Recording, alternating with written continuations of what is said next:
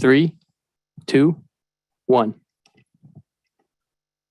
All right, good evening, everybody. I'd like to introduce Mayor Madison Davis for a few introductory remarks. Hi, everyone. I'd like to thank you for attending tonight's Environmental Impact Report EIR scoping meeting for the proposed Baylands specific plan submitted by the project applicant BDI earlier this year. EIR preparation is an important milestone for the Baylands. The city is preparing the EIR and wants to hear your opinion on what environmental issues should be studied in the forthcoming environmental document. Thanks again for your interest and engagement, and I would like to introduce Lloyd Zola, the city's environmental consultant, who will conduct tonight's scoping meeting. Thank you. Okay. We're getting ahead of ourselves here. Okay, how do I control this? Let's go back up. Yeah, there we go. Thank you. What we're going to be doing tonight is a scoping meeting for an environmental impact report, and it has a very specific meaning under the law. And the law we're going to be dealing with tonight is the California Environmental Quality Act. I'll call it CEQA. That's the term we normally use. And what this is defined as in the law is an opportunity to provide comments, not about the project, but about the environmental analyses that will be prepared to evaluate the environmental effects of the project, the development of the Baylands. And that document that the city will be preparing is called an environmental impact report. I'll also refer to EIR as that document. This is the beginning of the environmental review process. There's going to be other opportunities to address environmental issues, and that will be during a minimum 45-day public review period.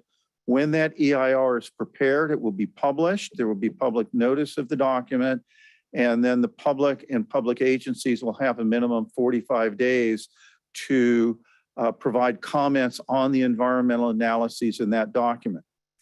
There will also be opportunities to talk about the project itself, which is the development of the Baylands, the specific plan for the Baylands, and that will occur during public hearings in front of the Planning Commission and then in front of the City Council.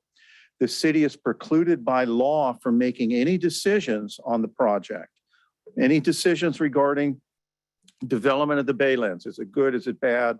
Should we approve it? Should we not approve it until the end of the environmental review process? Let's go to the next slide. There we go. The purpose of tonight's meeting is one, as I said, take comments on the environmental issues that should be addressed. Traffic, noise, whatever issues you believe ought to be addressed in that environmental document. And we'll focus on environmental issues, not the development itself.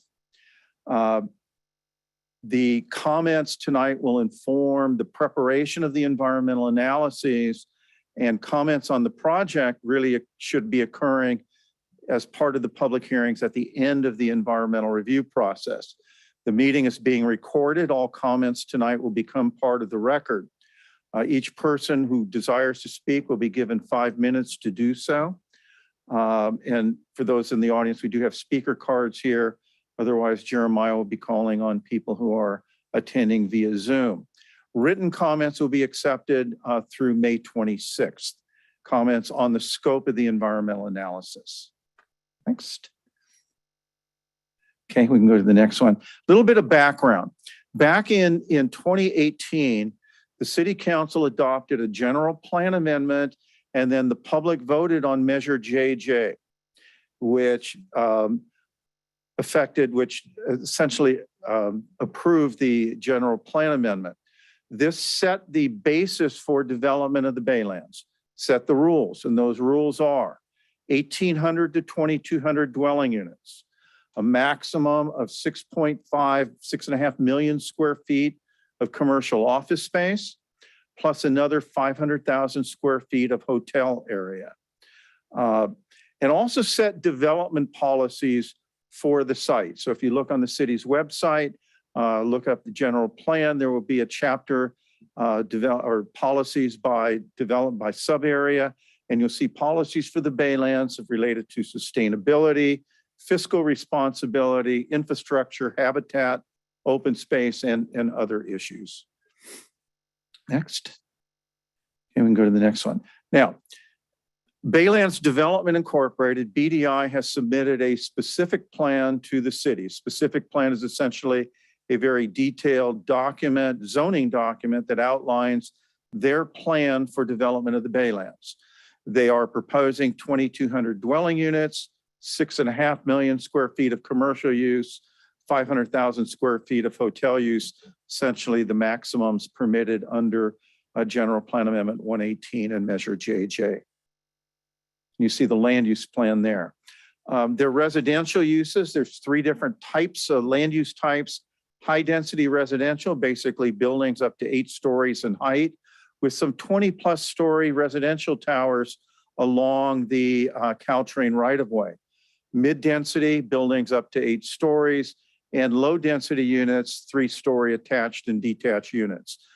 In commercial, there is high-density commercial with some 20-story buildings adjacent to Caltrain and the Caltrain Bayshore Station. Mid-density up to about 8 stories, and lower density of 6 to 8 story office buildings with retail at ground floor. Public facilities will include a middle school, a fire station, a second fire station for the city, and I'll talk about fire station in a moment, a water recycling facility for the Baylands, a 55-acre solar energy generation field, utility scale battery storage, and electric substation. Next. There is a parks and conservation plan as part of the specific plan, comprising about 157 acres, a little bit more than 30% of the land area. The general plan amendment, general plan requires 25% of the ultimate land area outside of the lagoon and outside of what will be future sea level rise be retained in parks and conservation. The specific plan meets that.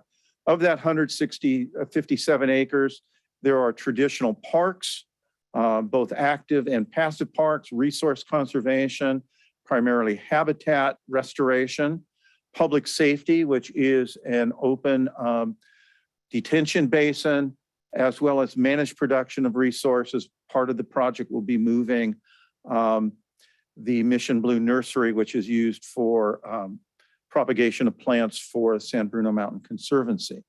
Next.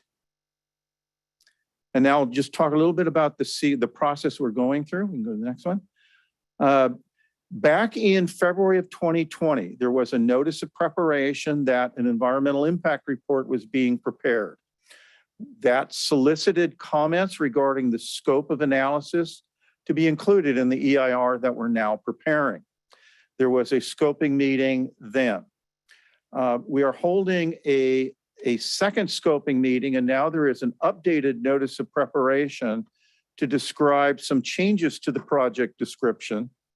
And we're soliciting additional input for the preparation of the EIR due to the changes in the project description.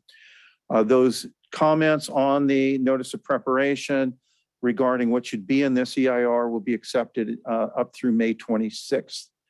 The changes that have been proposed in the plan, we can go to the next slide. There we go. The reason we're doing, the city is doing a new notice of preparation, and we're going through a new scoping meeting. First of all, there is a change in the proposed water supply. The proposed water supply for the project is from Contra Costa Water District's Los Vaqueros Reservoir Expansion Project. That is where water will be drawn from for the Baylands.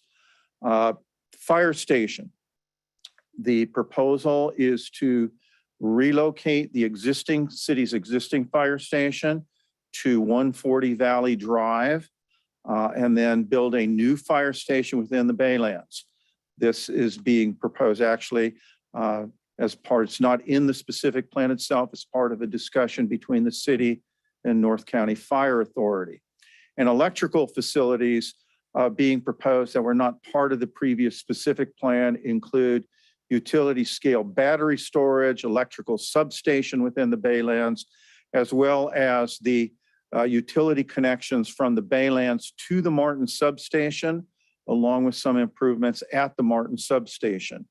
This is in addition to the solar field that has been proposed from the start of the project. Next.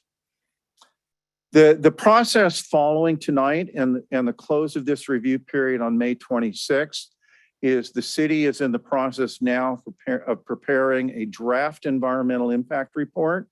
That will be the compilation of all of the environmental studies that are now underway. There will be, the state law requires a 45-day review period to give the public and public agencies a chance to review the draft environmental impact report, as well as to make comments on it. So once that document is ready and prepared, it will be published. There will be public notice opening up that review period for people to provide written comments on the analyses that are actually done as to what are the physical environmental impacts that Baylands development would result in. The city will then provide written responses to all comments that are received during that public review period and prepare what is called a final EIR. The final EIR will consist of the draft EIR, all the comments received on the draft EIR, the city's responses to those comments, as well as any revisions deemed necessary to the draft EIR based on those comments and responses. Only then, after that final EIR is prepared and available for public review, is the city permitted to hold public hearings on the project itself. And that will start with public hearings in front of the Planning Commission and then the City Council. Okay, next. So now we'll just talk about quickly the issues that we know will be addressed in the environmental impact report. We'll be discussing land use and planning, consistency with city general plan policies, as well as policies adopted as part of regional plans and statewide plans. We will be looking at socioeconomic effects. Now, socioeconomic effects are not directly a physical environmental impact. And what the EIR will address are physical environmental impacts. But we will look at, as part of this section, how changes in population, housing, and employment change and lead indirectly or could lead indirectly to physical environmental impacts. We'll also be looking at the economic effects of Baylands commercial and office, whether that would result in physical effects on existing development. We'll look at biological resources, and that will be new technical studies that are being undertaken, cultural and tribal cultural resources, looking at archaeological and religious tribal cultural resources, referring to things of religious significance to local tribes, Native American tribes, transportation, air quality, greenhouse gas emissions, energy, looking at the energy generation and energy consumption that Baylands development would have, effects of noise, changes of noise. We'll be looking at geology, soils, and seismic effects of building on this site, hydrology and water quality effects of the development, issues related to hazards and hazardous materials related to the Baylands development following remediation that is subject to review of state regulatory agencies, looking at physical impacts related to development of public services and public facilities, looking at physical environmental impacts related to recreation resources, and then also looking at physical environmental impacts related to development of utilities, service systems, and then we'll be looking at impacts related to water supply and the movement of water from Los Vaqueros to the Baylands. Next. We have found that there are certain effects that are obviously not going to be significant and will not be addressed in the EIR, in the environmental impact report. Agriculture, there is no agricultural land within the Baylands or Brisbane. Mineral resources, the site has been determined not to contain mineral resources. And while fire and fire hazards will be discussed as part of public services and facilities and hazards, there are no wildlands that would result in wildland fire hazards. Next slide. The other parts of the environmental impact report required by law that will be addressed are alternatives to the project. So the project being the specific plan that has been submitted by BDI, will be looking at these alternatives. One is no project. We're required by law to look at what happens if no action is taken or if the city does not approve the specific plan, either as proposed or as might be modified in a public hearing. Essentially, what if no development occurs on the Baylands? We'll also be looking at alternatives that CEQA requires we look at in how can we modify the project to reduce any significant impacts we find. And so we'll be looking at two different types of alternatives. One would be looking at concentrating development into a smaller footprint. And the second would be lowering the density of development consistent with the existing general plan. And we'll also be looking at combinations of these two parameters, concentrating and lowering development density. And then looking at cumulative effects. Law requires, CEQA requires that we look at not just the impacts of the Baylands in isolation, but also look at what are the impacts of the development that the rest of this environmental impact report has described in combination with, and the phrase is, past, present, and reasonably foreseeable future projects. So we will be looking at what are those past, present, and reasonably foreseeable future projects, presenting a list of those, and then evaluating what happens when we add all of those projects or the Baylands in combination with all of those projects. There'll be less detail in that discussion than you'll have as part of the Baylands, but we will look at that combination of projects. We're also required by law to look at growth-inducing effects, which means when the Baylands is built, if it's built as proposed, does that spur people to propose other projects over and above the Baylands and what we have discussed in those cumulative projects? So with that, we can go to the next one. So there'll be, following tonight, additional opportunities for public comment, as I've mentioned.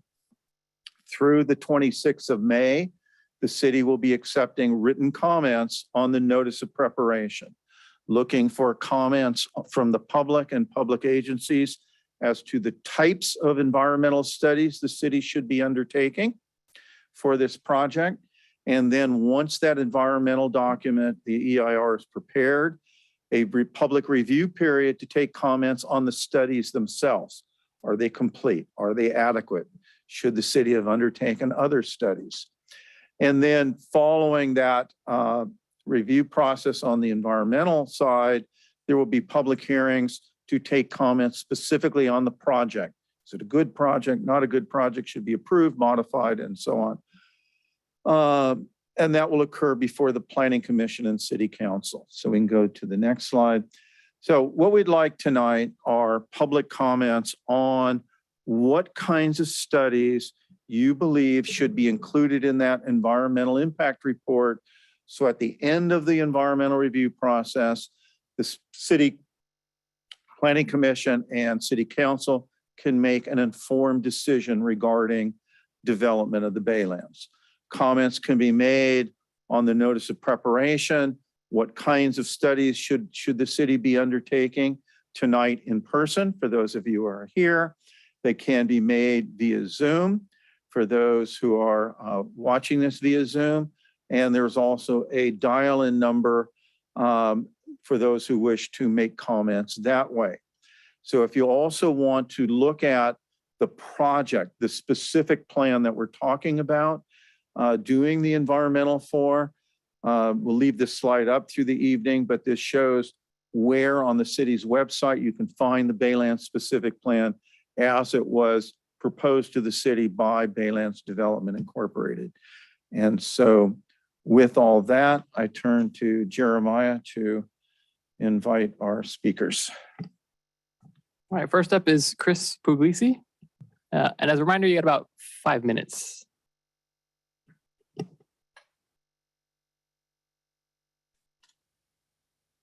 Hey, good evening, everyone. My name is Chris Puglisi. I'm a member of United Brotherhood of Carpenters here in Northern California. I currently work at Pile Drivers Local 34, and we just came to the meeting to kind of, for myself, kind of get up to speed. We've been tracking this project for a while. Wasn't really prepared to speak on the CEQA process. It was more for the project itself. So I kind of like to yield my time until we get to the Planning Commission. Thank you.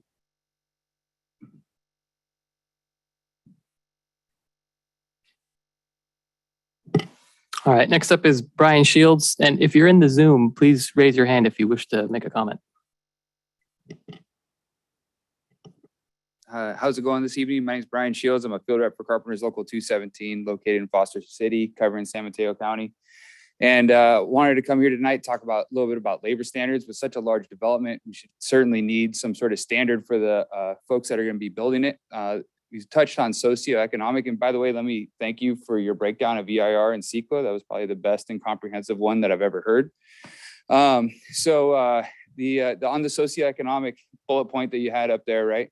The folks that will be building this, if there is no labor standards, will be commuting in from Modesto. They will be commuting in from Salinas. They will be commuting in from Elk Grove, because that's where they can afford to live, right? Without any kind of labor standards like prevailing wage, healthcare, apprenticeship, so on and so forth, those folks are clogging up the freeways. They're creating traffic hazards left, right, and center.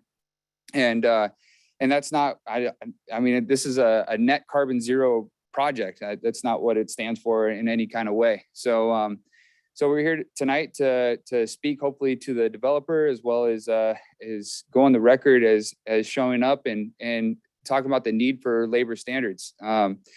With apprenticeship, right? We have the ability to take a person who maybe just graduated from high school and give them the right to earn money while they are learning. And that gets them in 4 years to the place where they're a journey person. Once they're a journey person, they have healthcare apprenticeship, or they have healthcare, pension, annuity, and that healthcare isn't just for themselves, but it's also for their family, right? So it's the whole family, it's the whole household that we try to come here and stand for. So I appreciate it, and thank you for listening.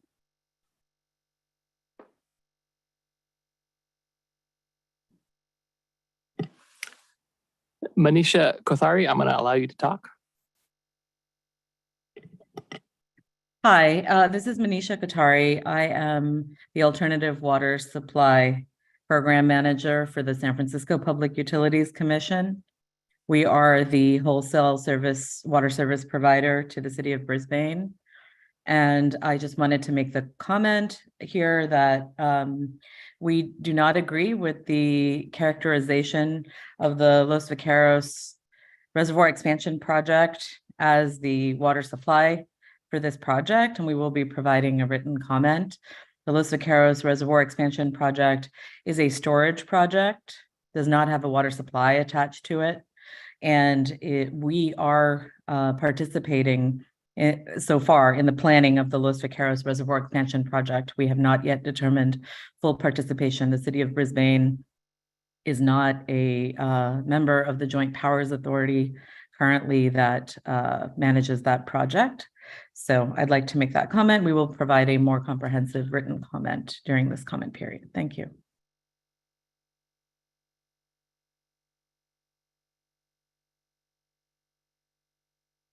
Next, we have Barbara Adele.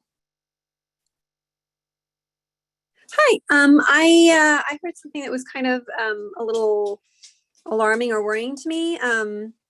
During the previous Baylands project proposal, they were allowed to study housing as an alternative. And through some black cat magic, the developer managed to turn the study of potential housing as a potential option into kind of a bludgeoning tool through politics in Sacramento, to kind of strong arm the city of Brisbane. And so I'm sort of feeling a little alarmed by the developer's request to study lower density that is not compliant with our general plan. I'm think we'd be stupid not to learn from history, and that this study could then be used to bludgeon us the way the previous study of housing as an alternative on the Baylands was. And I'm just very cautious about that. I'm feeling very alarmed about that because I lived through that and it wasn't funny. Okay, thanks. Bye. That's all. All right, as a reminder for anybody in Zoom, please raise your hand if you wish to speak. And if you're here in person, if you want to speak, would you please fill out a speaker card? Up. Is it Roland? All right. Is anybody else wishing to fill out a speaker card also, or? All right, Roland.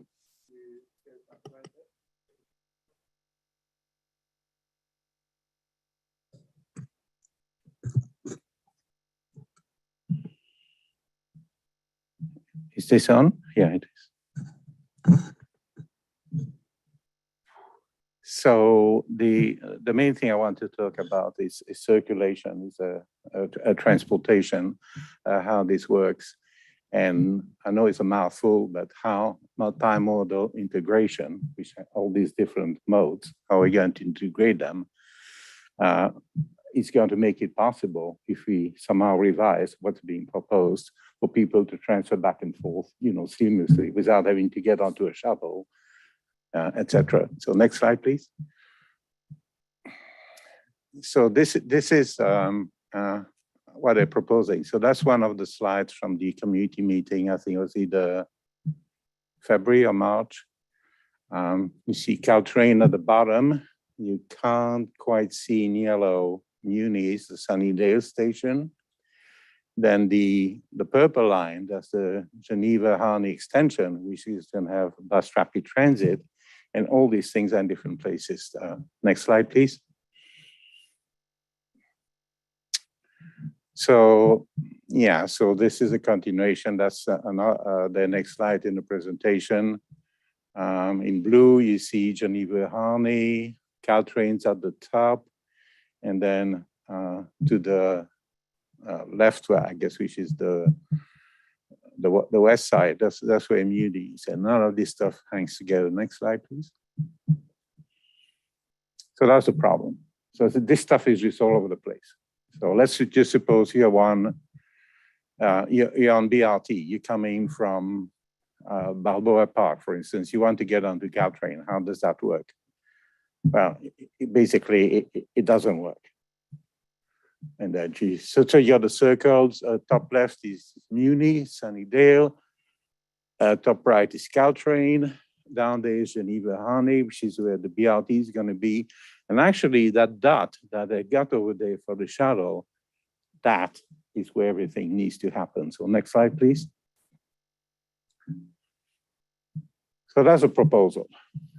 We just have this hub there. And the way we're going to get that done is the first thing that needs to happen is the Caltrain station's got to move. And if, whoops, what happened? Okay, I'm out of time? Okay, all right, there we go.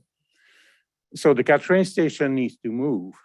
And the best, if there is somehow an agreement with this, it's really going to be a P3. It's going to be a partnership with the developer. And if this happens, we can actually build this Caltrain station without having any impact on Caltrain, because Caltrain stays where it is doing its own business. We just build a station, everything we have to, and then one day we just reroute the tracks and we just go through it and we're done. But then I'm going to show you on the next slide where everything moves. Basically, what's going to happen is that the light rail right now, I don't know if you know this, goes all the way down past Geneva. It actually ends up, the tail tracks are in Daly City. So the light rail can just make a turn on Geneva Avenue and start heading towards, Candlestick Point or wherever, towards Harney.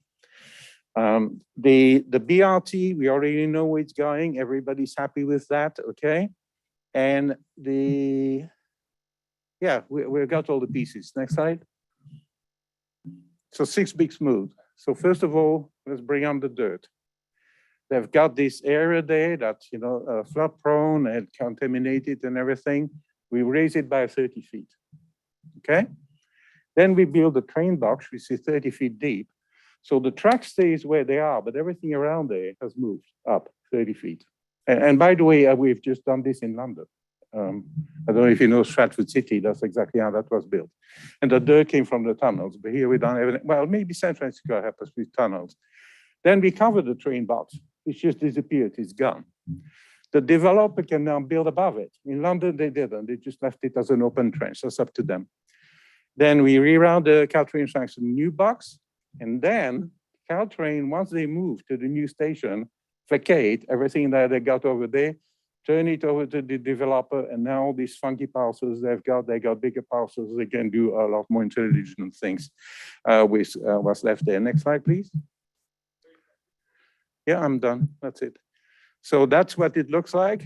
So at the top, you can see the current Caltrain station. The new one is actually long enough for high-speed trains, so we can turn them around. Geneva Avenue, and then I think that's the last slide. And that's what it looks like. This is how you get seamless integration. So you got, right now, they just got BRT at the top. You can bring in Muni through Geneva Avenue. Obviously, they're gonna have their shuttles. And this is how the tracks look like. And we've now got everything in one hub in one place. Thank you.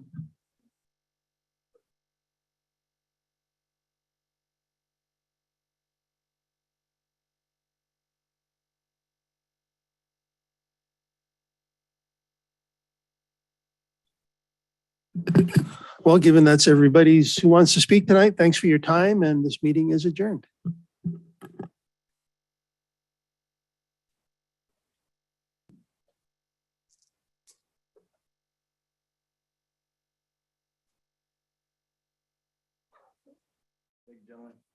Thank you.